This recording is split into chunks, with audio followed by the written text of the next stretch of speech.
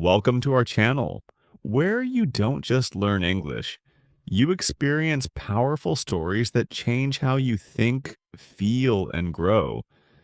Today's story is one of the most heartbreaking and unforgettable in modern history.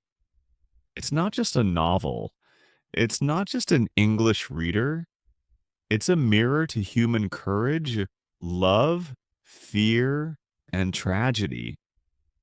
We're talking about Titanic by Tim Vickery, a story that still shakes the world more than 100 years after it happened. Let me ask you something. What happens when you have everything? Luxury, power, confidence, and then in just one night you lose it all? The Titanic was called unsinkable. It was the biggest and most beautiful ship the world had ever seen. Rich people were dancing in the Grand Hall. Poor people were dreaming of a better life in America. Everyone believed the future was bright. But then the unthinkable happened. The ship hit an iceberg, and in just a few hours, over 1,500 lives were gone. People had to make impossible choices. Who to save, who to leave behind, whether to be brave or panic. Titanic is not just about a ship. It's about human nature. It's about love in the face of fear and hope in the face of death. It reminds us that life can change in one moment, and that sometimes the strongest people are the ones who stay calm in the storm. So, why should you read this story? Because it will teach you more than vocabulary. It will teach you emotion, courage, and perspective. As you read, you'll not only improve your English, you'll also understand life, people, and history in a deeper way. So, stay with us, open your heart, and let's begin the unforgettable journey of Titanic. A true story of dreams, disaster, and the strength of the human spirit. Introduction. In April 1912, the Titanic arrived in Southampton, in the south of England. Everyone was excited about the new ship. It was the biggest ship in the world, the most beautiful, perhaps the fastest.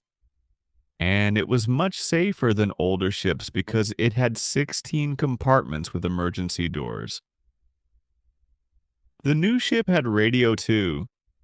Passengers could send messages from the ship to their friends at home. Captain Smith and his officers and sailors were ready. Then the passengers came. Millionaires, young people, families of 6, people from more than 40 different countries. Many of them wanted to begin a new life in America. So the Titanic went to Cherbourg in France, then Queenstown in Ireland, and then left for New York. There were 2,224 people on the ship, but there were lifeboats for only half of them. But that did not matter. The Titanic was unsinkable. Chapter 1. Under the Sea. It was September 1st, 1985. Under a ship in the North Atlantic, a camera moved through the dark water. Slowly, the camera went down. 1,000 meters, 2,000 meters, 3,000 meters under the sea. On the ship, some sailors waited and watched. Nobody spoke. Then suddenly they saw something. There it is. Where? There. Look, I can see it. Yes, you're right. It's the Titanic. With the camera, the sailors could see a ship 3,810 meters under the water. It was a very big, old ship, and it was in 2 halves. They could see the front half of the ship with their camera, but the back half of the ship was 800 meters away. The sailors were all very happy. They took lots of photographs. The next year, they came back with more cameras. The cameras went down under the sea and looked at the ship more carefully. They went all around the ship and took hundreds of photos. Some of the cameras went into the ship too, through the windows. Later, there was a film about the ship. People all over the world watched the film and saw the photographs in newspapers. But who built the Titanic? What happened to it? Why did it break in two halves and sink to the bottom of the sea? And what about the people on this ship? What were they like? And what happened to them? This is the story of the Titanic. Chapter 2. The biggest ship in the world. More than 15,000 people built the Titanic in Belfast, Northern Ireland. They began building it in 1909 and finished it in 1912. The Titanic was the biggest ship in the world. 46,328 tons, 265 meters long, and 28 meters across. It had 3 big engines, and it could go at 23 knots, 46 kilometers per hour. So it was one of the fastest ships in the world, too. The Titanic was very safe. It had 16 compartments and 15 emergency doors. When the captain closed the emergency doors, water could not move from one compartment to the next one. The new Titanic is much safer than older ships. A newspaper said the Titanic was a very beautiful ship. The rooms for the first-class passengers, like Mr. and Mrs. John Jacob Astor IV, were expensive. Hotel. John Jacob Astor was one of the richest men in the world. He was 47 years old, but his second wife, Malene, was only 18. On the ship, Mr. and Mrs. Astor had 2 big bedrooms, a sitting room, and 3 more rooms. Mr. Astor and his young wife could eat in the beautiful restaurant and talk to rich, famous people like Benjamin Guggenheim, an American businessman, Colonel Archibald Gracie, a soldier and writer, and Mr. Isidore Straus, a businessman from New York with his wife, Ida. The captain of the Titanic, Edward Smith, came to eat with them too. There were many more rooms for the first-class passengers. There they could walk, read, smoke, and listen to music. The rooms for the second-class passengers were beautiful too. They were better than the first-class rooms on most ships. But most of the passengers had third-class tickets. These people were not rich. They were working people from England, Ireland, and many more countries. Carla Jensen was a 19-year-old girl from Denmark, and Anacia was 18 and from Finland. These 2 young women wanted to begin a new life in America. Third-class passengers had small rooms called cabins on E deck, a long way under the first-class and second-class passengers. There were 4 beds in every cabin. Sometimes the first-class passengers walked their dogs on E deck because it had the longest corridors on the ship, but they did not talk to the third-class passengers. They had nothing to say to them. Chapter 3.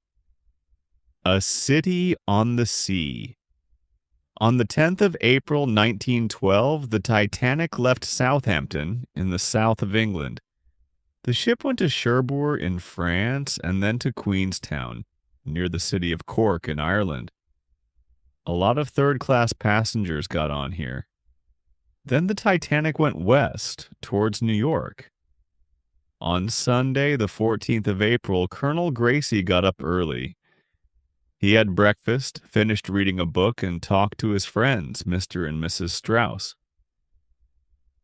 On the boat deck, Mrs. Astor talked to Thomas Andrews, the designer of the Titanic. "I know all about this ship," he said. Do you have any questions, Mrs. Astor? Yes, she said. How many people are there on this ship? Thomas Andrews took a book out of his pocket.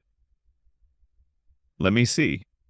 There are 325 first-class passengers like us, 277 second-class passengers, 76 third-class passengers, 98 officers and sailors, and 8 musicians. My goodness, we're like a small city, aren't we? Mrs. Astor put her hand on a small boat on the side of the ship. How many of these lifeboats are there? 20 degrees Celsius. 20, Mrs. Astor said. But can all those people get into 20 lifeboats? No, of course not, Thomas Andrews said quietly. But don't be afraid, Mrs. Astor. We don't really need the lifeboats because the Titanic can never sink. It is the safest ship in the world. The president of the White Star Line, J. Bruce Ismay, was excited about his new ship. He talked to Captain Smith. How fast can the Titanic go? Bruce Ismay asked. About 23 knots, Captain Smith answered. But we're going about 18 knots now. We don't want to arrive in New York a day early, do we? Why not? Bruce Ismay laughed.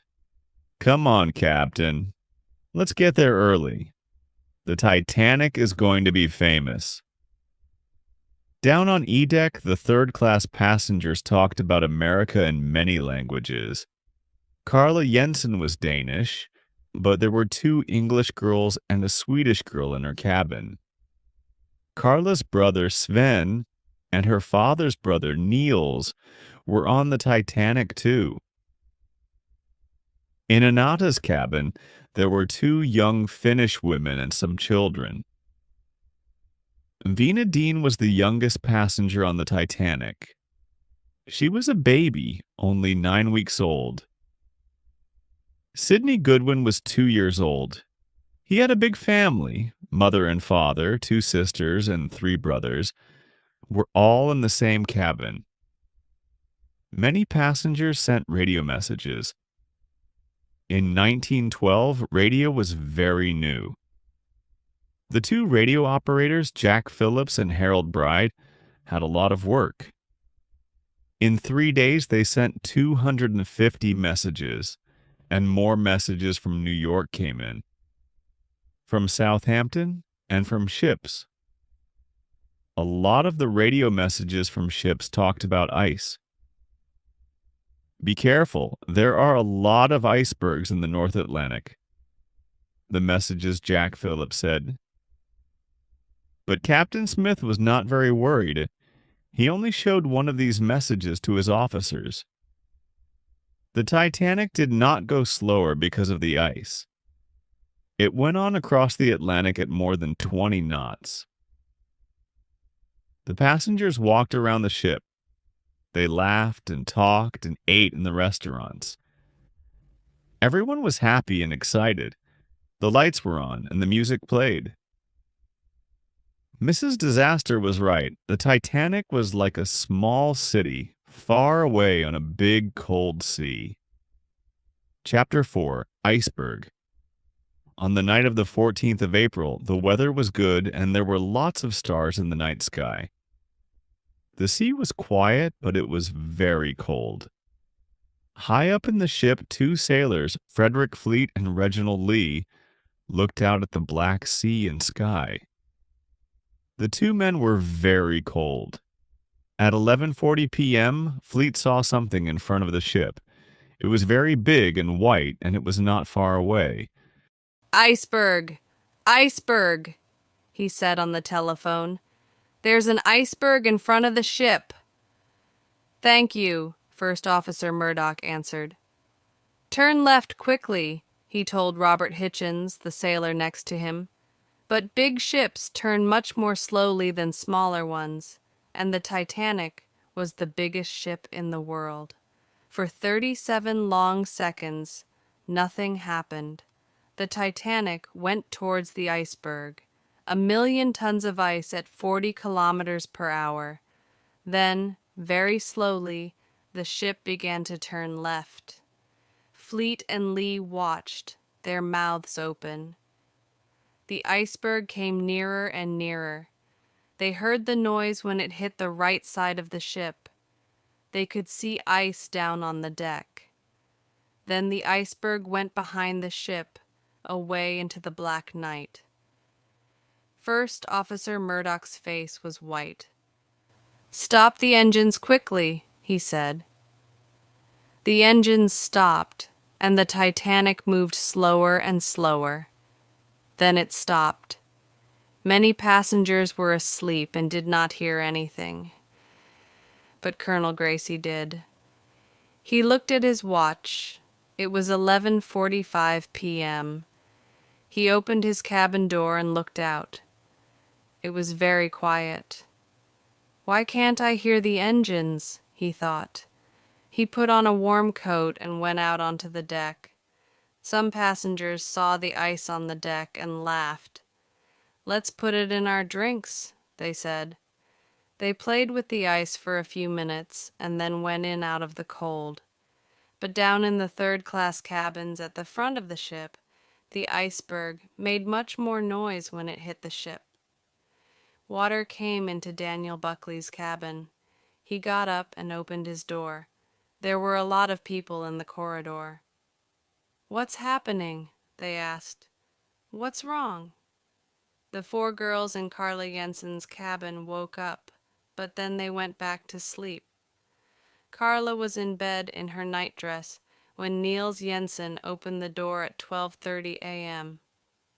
"Come on, Carla, get up," he said. "Something's happening. We must go up on deck." So Carla put a coat over her nightdress and went upstairs with Niels. She never saw the girls in her cabin again. A man opened Antoria's cabin door too. "Put on your life jackets, girls, quickly," he said. "We're all going into the sea." Chapter 5. CQD Emergency. Captain Smith heard the noise too. He got out of bed quickly. "What's wrong?" he asked First Officer Murdoch. "What was that noise?" "An iceberg, sir," Murdoch answered. "I'm very sorry, but we hit an iceberg. I'm stopping the engines." Slowly, the Titanic stopped. The big, beautiful ship waited on the quiet Black Sea under 1,000 stars. "Close the emergency doors quickly," said Captain Smith. "They are closed, sir." "That's good. Well done." When the 15 emergency doors were closed, water could not move along the ship from one compartment into the next one. But how many holes were there in the ship? Was there just one hole in one compartment? Captain Smith wanted to know the answer. Quickly, Captain Smith, First Officer Murdoch, and Thomas Andrews, the designer of the Titanic, went down into the ship. They found a lot of holes. There was water in compartments 1, 2, 3, 4, and 5. "How bad is this?" Captain Smith asked. Thomas Andrews's face was white. He looked very unhappy. "Very bad, I'm afraid," he answered. "This ship is going to sink." "What do you mean?" Captain Smith said. "The Titanic can't sink. You said that to Mrs. Astor yesterday. I heard you." "Yes, I know," Andrew said. "The Titanic is safe with water in 3 compartments. In fact, it is nearly safe with water in 4 compartments. But this is different. The water is coming into 5 compartments. 5. The front of the ship is going to get heavier and heavier. I'm sorry, but we can't stop it. The Titanic is going to sink." "How long have we got?" Captain Smith asked. "I don't know. 2 hours, perhaps. That's all." "Right. Give the passengers their life jackets and get the lifeboats ready. Smith said to Murdoch. Then he walked into the radio room to speak to the Titanic's radio operator, Jack Phillips. "This is an emergency," Captain Smith said. "The ship is sinking. Ask for help." "Yes, sir," Jack Phillips answered. He sent the emergency message. "CQDMGY help Titanic. We are sinking. Please come to help us." It was 12:15 a.m. Chapter 6. Nobody is listening. The nearest ship to the Titanic was the Californian. It was about 16 kilometers away. The Californian knew about the ice, so it stopped at 10:30 that night. At 11:10, the third officer, Charles Groves, saw the lights of a big ship on the right. The Californian tried to send a message with a light to the ship, but there was no answer. At 11:40, the big ship stopped, but Charles Groves did not know why. He did not know that it was the Titanic. In 1912, radio was very new. Most ships had radio, but they didn't listen to it all the time. Cyril Evans, the radio operator on the Californian, went to bed at 11:30. So nobody on the Californian heard the emergency message from Jack Phillips at 12:15 a.m. People at Cape Race in America heard it, and one man heard it in New York. But for nearly 10 minutes, no ships answered the message. Then at 12:25, the radio operator on a ship called Carpathia wanted to talk to the Titanic. "Titanic, I have a message for one of your passengers," he said. "Are you listening?"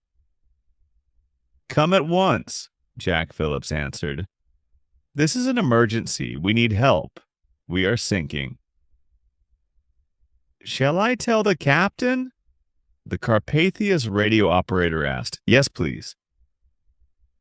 "Quickly," Phillips answered.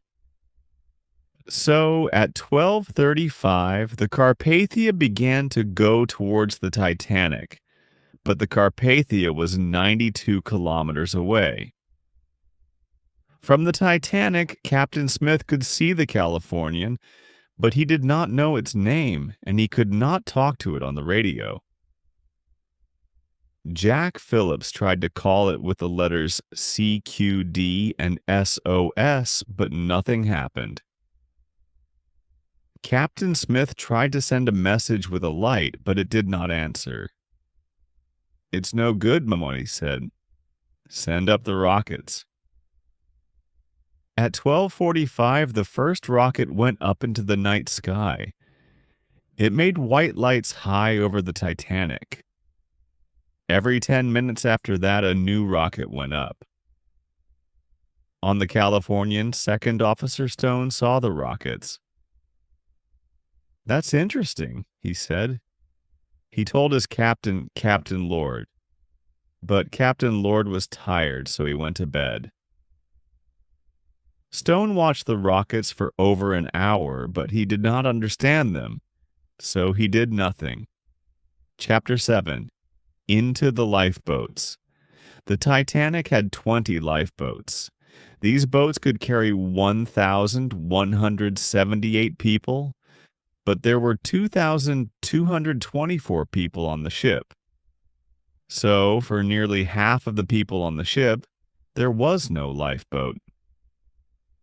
The first boat, Lifeboat 7, went into the sea at 12:55 a.m. with 26 people. Lifeboat 1 could take 60 people, but there were only 12 people in it. Lifeboat 6 had only 25 women and 1 sailor. The ship's officers helped the passengers with their life jackets. "Women and children must go in the lifeboats," the officers said. "Men must stay on the ship." But some of the women did not want to go. It was warm on the ship and cold in the dark sea. Young Mrs. Astor was cold. She wore a life jacket over her beautiful blue dress, but she did not have a warm coat. She wanted to stay on the ship with her husband. I don't need to go in a lifeboat, she said. The Titanic can't sink. Thomas Andrews told me that. Mr. Astor sat on a chair next to his wife. Let's stay on the ship, he said. We're safer here than in that little boat.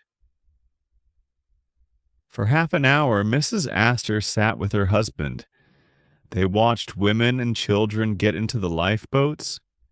They saw the sea come nearer and nearer. It's no good, she said at last. Mr. Andrews was wrong. This ship is sinking. Second Officer Charles Lawler helped Mrs. Astor into 4. Mr. Astor wanted to go with her. Can I go with my wife? He said. She needs me. She's going to have a baby. I'm sorry, sir, Charles Lawler said. These boats are for women and children. Men must stay here. Mr. Astor watched his wife go down into the sea in the lifeboat. Don't be afraid, he said. I'm going to be okay. We can meet in New York. Goodbye, my love, she said. She never saw him again. Isidor Straus was 67 years old and his wife was 63. I'm not going without my husband, Mrs. Straus said. Where he goes, I go. That's okay, said Charles Lawler. He's an old man, so he can go with the women. No, said Mr. Straus. I'm a man. I'm staying here with the men. So Mrs. Straus stayed with her husband on the Titanic. The lifeboats were on the boat deck, near the first class and second class passengers. Anna ran upstairs from E deck towards the boat deck. Stop, a sailor said. You can't go up there. Anna did not stop, but the sailor closed the door behind her. There were hundreds of angry passengers on E deck behind the closed doors. Let us out, they said. We're all going to die. Then Daniel Buckley and some more men broke the door and ran up the stairs. A lot of men were afraid and angry. We must get on a boat, they said, but the officers on the boat deck had guns. Stand back, they said. Women and children only. But Daniel Buckley got into a boat and put on a woman's hat. When the officers looked into that boat, they saw only women there. Some third-class women passengers like Anacia and Carla Jensen got into the boats too. Carla was cold. She had no shoes, just a nightdress, a life jacket, and a coat. 18 of the Titanic's 20 lifeboats went into the sea. Some had only 10 or 20 people in them, but Lifeboat 14 had 5th Officer Lowe with 58 women and children. After that, there were only 2 lifeboats, Lifeboats A and B, on the ship. Chapter 8. In the Cold, Dark Sea. The 8 musicians did not get into the lifeboats. They stayed on the Titanic and played music. Happy music for worried people. Benjamin Guggenheim, the rich businessman, and his friend watched the women get into the lifeboats. They stood quietly and listened to the music. Then they took off their life jackets and put on their best coats. Now we are ready to die, they said. Help the passengers, Captain Smith said to the sailors. The ship is going down. You can do no more. Thomas Andrews, the designer of the Titanic, said nothing. What could he say? Second Officer Lightoller and Colonel Gracie wanted to move lifeboats A and B, but it was not easy. Water came back along the ship faster and faster. Lifeboat A went into the sea. There was nobody in it at first, but then some men got in. Lifeboat B went into the sea the wrong way up. Suddenly the ship moved, and Colonel Gracie and Charles Lightoller fell into the ice-cold sea. They went a long way under the water. I'm going to die, Colonel Gracie thought. Then at last they came up and swam to Lifeboat B. But Lifeboat B was the wrong way up. They could not get into it, so they got onto it. Radio operator Jack Phillips was on top of Lifeboat B with Colonel Gracie, Charles Lightoller, and 26 more men. Radio operator Harold Bride was under Lifeboat B at first. Then he swam out and got on top. That's good, boys, said an old man in the water near Lifeboat B. You're going to be okay. But he did not get onto the boat, and after some time, he died. Who was that? The men asked. Captain Smith, perhaps? The front of the ship went down, and at the same time, the back of the ship went up. For 2 minutes, the back of the ship went slowly up, higher and higher. Some people ran to the back of the ship. A lot of people fell from the ship into the sea. Carla Jensen watched from Lifeboat 16. The sea was very quiet and dark, she said later. The lights were still on in the ship. Then suddenly there was a terrible noise. 1,000 people cried from the ship. We heard them. Then the Titanic broke into 2 halves, slowly at first, then faster and faster. The Titanic went under the water. First the front of the ship went under, then the back. At 2:20 a.m., the Titanic was not there. The people in the boats could see the stars in the night sky and the Black Sea, but no Titanic. The biggest ship in the world was under the sea. There were more than 1,000 people in the water. Most of them had life jackets, so their heads stayed out of the water. But the seawater was very cold, and nobody could live in it for long. Please come back and help us. The people in the water cried to the people in the lifeboats. In Lifeboat 6, there was 1 sailor and 25 women. We must go back to help the people in the water, some of the women said. Our husbands are there. They need help. No, said the sailor Robert Hitchens. There are too many people in the water. They can't all get in this boat. It isn't safe. So they did nothing.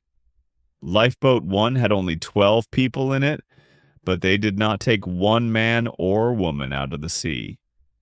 But in Lifeboat 14, 5th Officer Lowe did want to help. Get into lifeboats 10 and 12, he told his 58 passengers. Quickly now, this boat is going back. But it was not easy to move the passengers. Then, at 3 a.m., 5th Officer Lowe went back with Lifeboat 14 to help the people in the water. But it was too late. Nearly everyone was dead.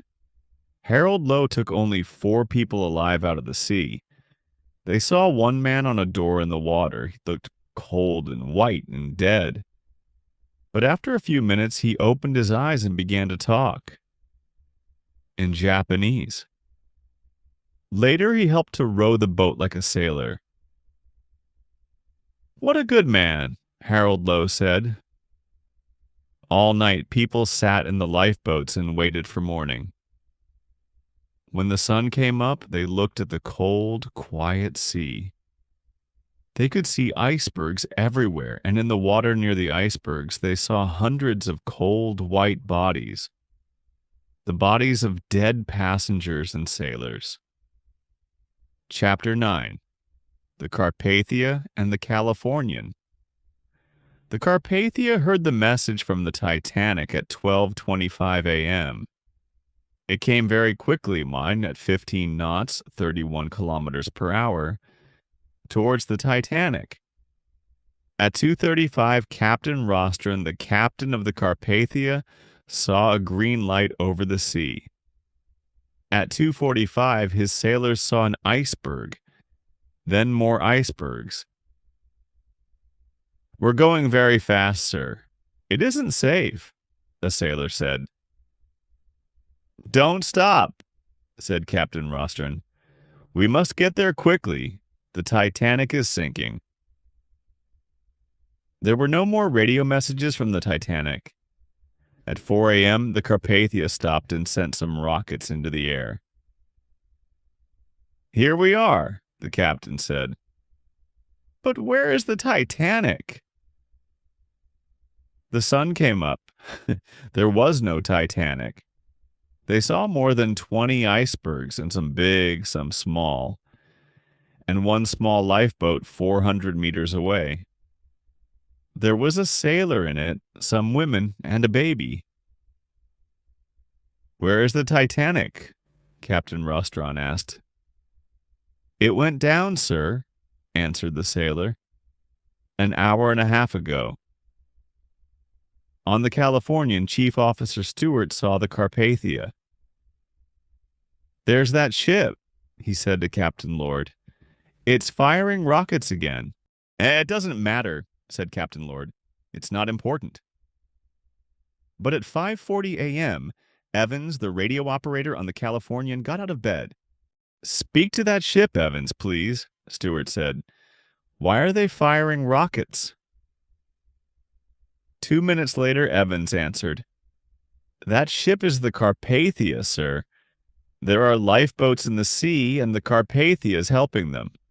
The Titanic hit an iceberg last night." "We must help too," said Captain Lord quickly. So the Californian went towards the Carpathia, but it was nearly 6 a.m. More than 5 long hours after the Titanic needed their help. Slowly, more lifeboats came to the Carpathia. Lifeboat B began to sink, and the people on the boat climbed onto Lifeboat 12. At 8:30 a.m., Lifeboat 12 arrived at the Carpathia with 75 people in it.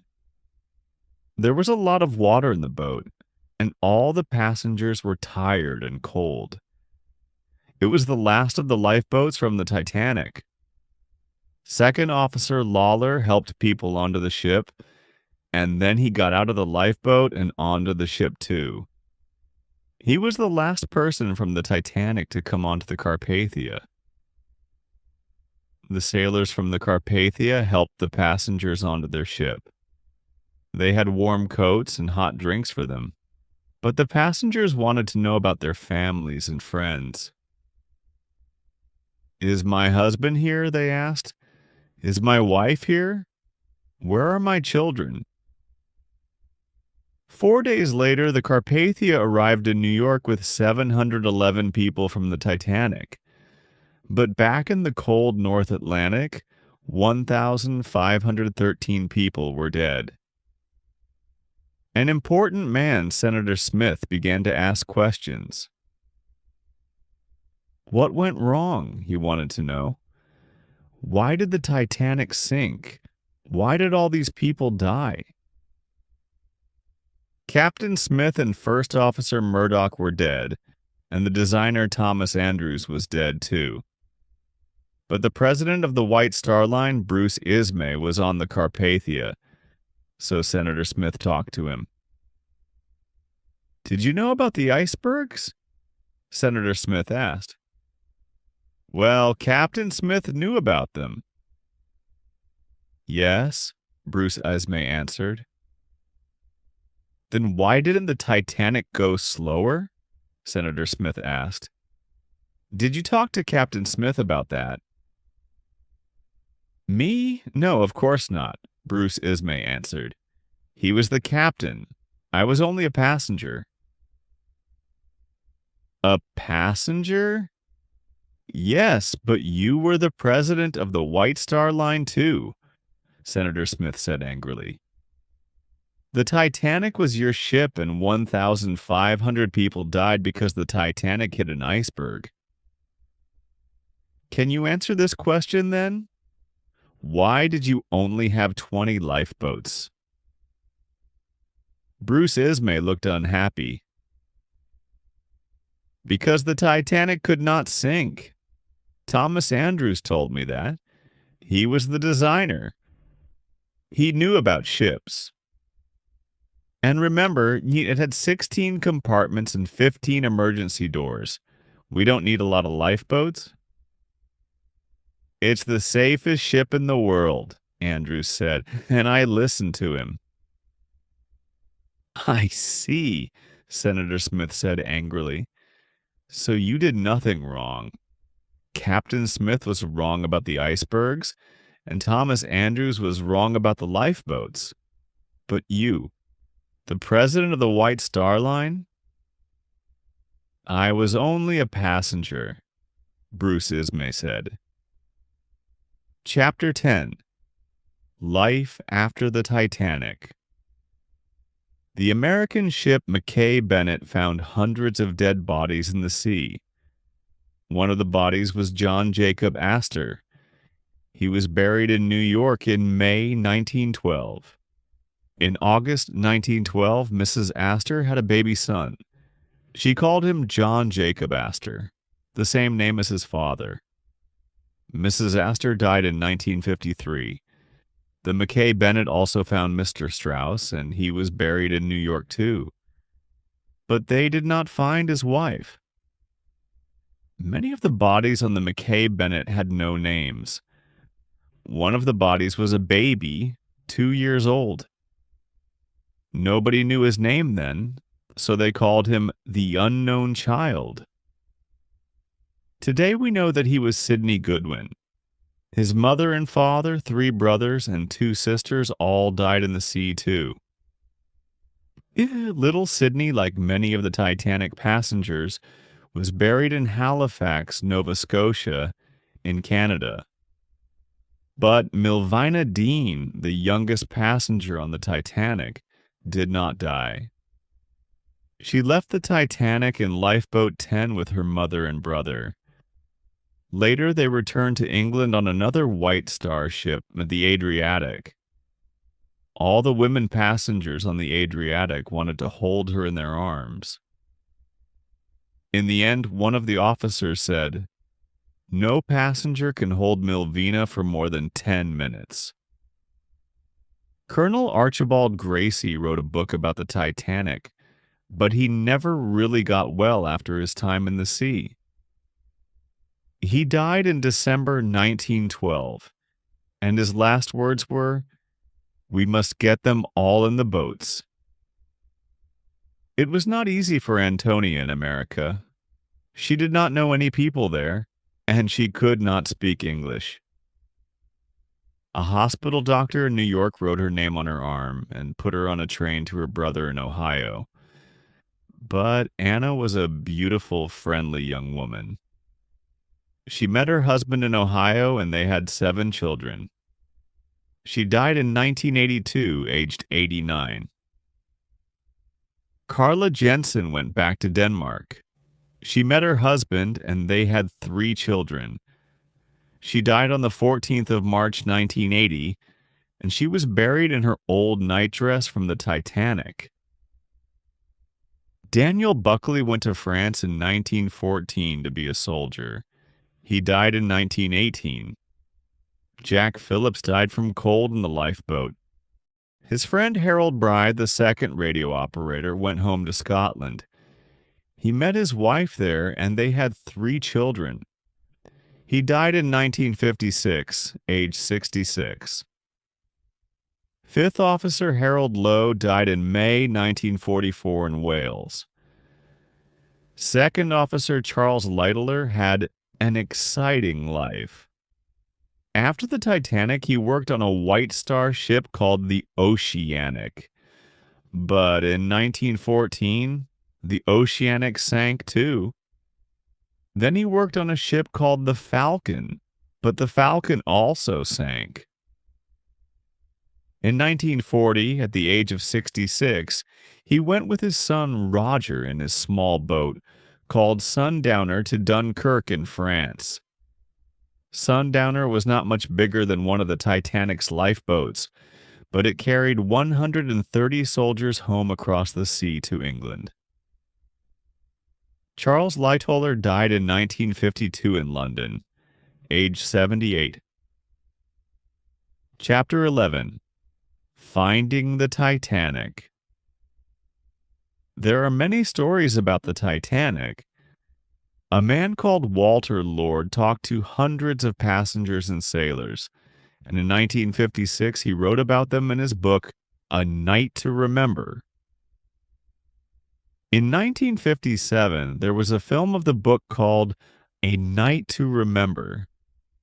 Anya went to see the film, but she could not speak English. So her son watched the film with her and told her about it. But Anna did not really understand about films. Those people with the film cameras, she said to her son when they came out of the cinema, they made this film when the Titanic went down. So why didn't they help all the people in the water? In 1985, Robert Ballard went to look for the Titanic. First on a French ship, and then on an American ship. He found the Titanic 3,810 meters under the sea, 531 kilometers southeast of Newfoundland. In 1986 and 1987, he went back with more cameras and made a film about the ship under the sea. In 1987, James Cameron saw this film and said, "I must make a Hollywood film about this." In 1995, he went to see the Titanic under the sea, and he got money to make his film. Cameron's film, Titanic, was very expensive. He needed $200 million for it. That is $1 million for every minute of the film.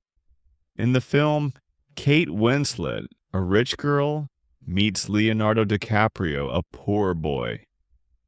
When the ship goes down, the boy dies, but the girl lives. Many years later, the girl is an old lady. She goes back to look at the ship under the sea and tells her story. Not everything in the film is true, but most of it is. By 1997, most of the passengers from the Titanic were dead, but one woman, Milvina Dean, was still alive. In 1912, she was the youngest passenger on the Titanic. But in 1997, she was an old lady. She went across the Atlantic again on a big, fast ship, the QE2. Milvina Dean looked out at the sea and the icebergs and thought about the Titanic. "I was here 85 years ago," she said. "We were on the biggest, most beautiful ship in the world, but I was a little baby then in my mother's arms. So I can't really remember anything of that night on the 14th of April, 1912. In 2008, Milvina Dean was the only passenger alive from the Titanic. But people still talk and think and write about the Titanic. They remember it because it was big and fast and beautiful, of course. But they also remember the cold night in 1912 when the safest ship in the world went to the bottom of the sea. It was cold and dark out in the road, and the rain did not stop for a minute. But in the little living room of number 12 Castle Road, it was nice and warm.